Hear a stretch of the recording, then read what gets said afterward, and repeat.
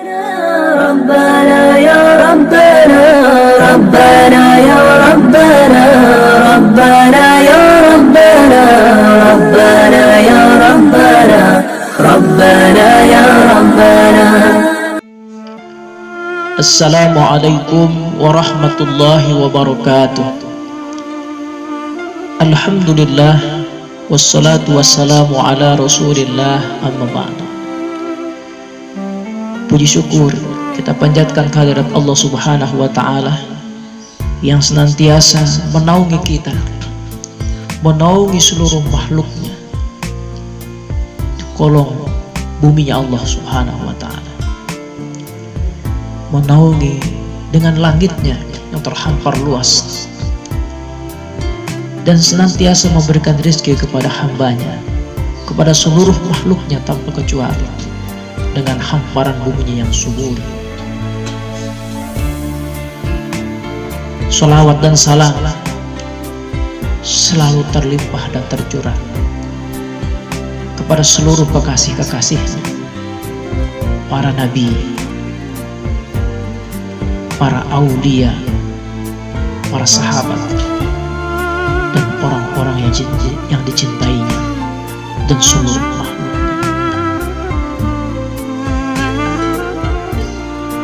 Jamaah yang dirahmati Allah, jumpa lagi bersama saya dalam kajian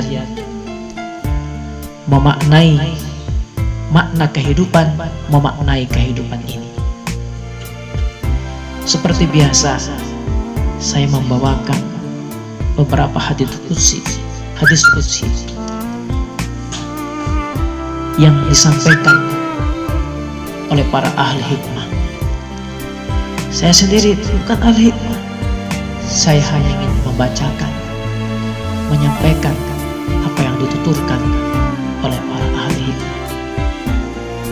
Semoga bermanfaat. Pada suatu ketika Nabi Musa didatangi kaumnya, Bani Israel. Wahai Musa, aku ingin mengadakan jamuan besar dan aku ingin mengundangnya, sekaligus mengundang Tuhan. Maka Musa marah. Ya Bani Israel, Tuhanku tidak butuh makan dan tidak butuh minum. Dialah yang memberikan rezeki kepada seluruh makhluk. Tuhanku tidak membutuhkan apa yang dibutuhkan oleh makhluk, dan dialah yang memberikan semua kebutuhan akan makhluk-makhluk. Jamaah yang dirahmati Allah, kaum Bani Israel pun beranjak dari Nabi Musa.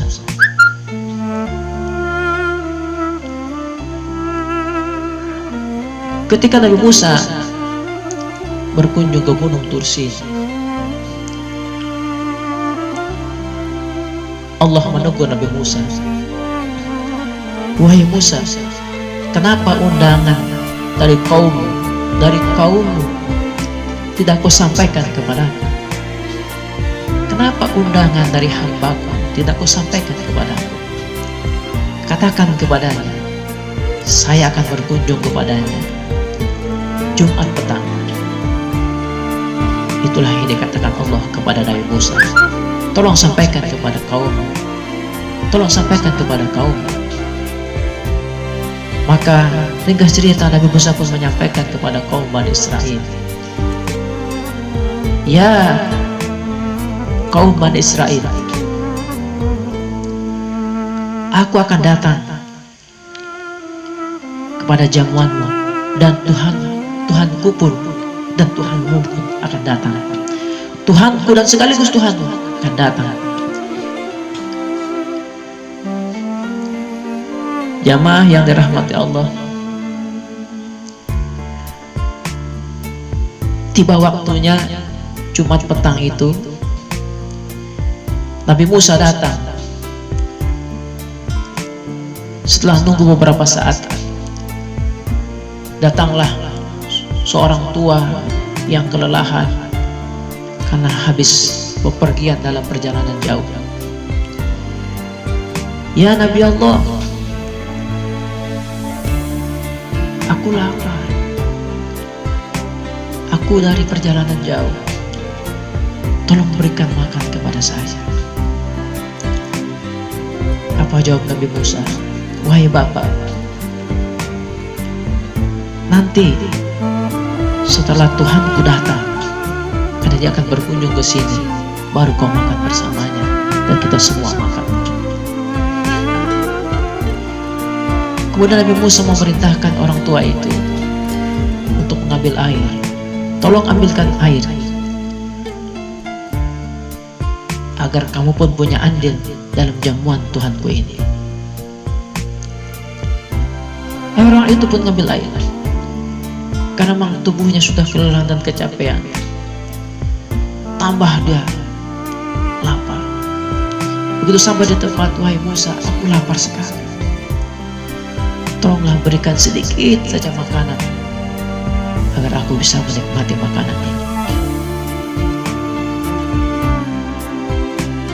Akhirnya orang itu malah disuruh pergi oleh Nabi Musa alaihissalam. Dan orang di situ tidak memberikan makanan sedikit, bahkan tidak memperhatikannya, bahkan tidak menghormatinya dan tidak menjamunya dengan baik. Akhirnya orang tua pun itu pergi. Nabi Musa menunggu Tuhannya, dan seluruh kaum Bani Israel pun menunggu Tuhannya Nabi Musa. Sampai waktunya dijanjikan, tidak kunjung datang. Sampai akhir malam, sampai malam pun datang, tidak ada yang datang. Akhirnya Musa mendapat teguran dari kaumnya, wahai Musa, mana Tuhanmu? Engkau jangan mempermainkan aku, engkau jangan memperdaya kami, engkau telah mempermainkan kaum kami. Akhirnya Nabi Musa dicemooh, Nabi Musa dipermalukan. Nabi Musa pun pergi. Kemudian Nabi Musa mengunjungi Gunung Tursin kembali. Kemudian Nabi Musa mengadu kepada Tuhan, ya Rob, kenapa engkau tidak datang?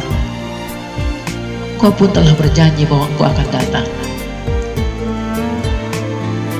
Tuhannya Nabi Musa berkata, wahai Musa, aku telah datang tepat pada waktunya. Bahkan aku berkata, aku lapar, aku habis berpergian dari tempat yang jauh. Malah engkau berkata, tolong ambilkan air. Maka aku pun mengambilkan air. Kemudian aku berkata lagi, aku lapar sekali. Kau pun tidak beri makanan sedikit pun kepada aku. Bahkan engkau meminta aku untuk pergi.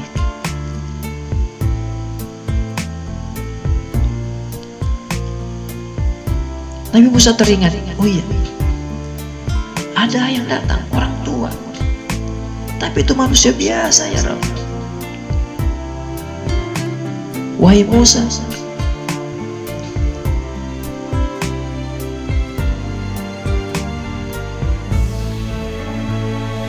pahamilah, ketahuilah, aku bersama orang-orang yang lapar, aku bersama orang-orang yang teraniaya, aku bersama orang-orang yang di garis kemiskinan.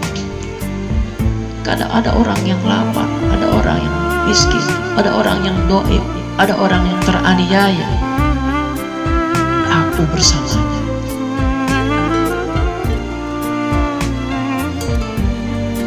Wahai Musa, terlalu sempit penjuru langit ini untuk meliputku, tapi hati hambaku yang ikhlas, hati hambaku yang bersih, dialah yang mampu meliputku. Siapa yang berkhidmah kepadanya, berarti dia berkhidmah kepadaku.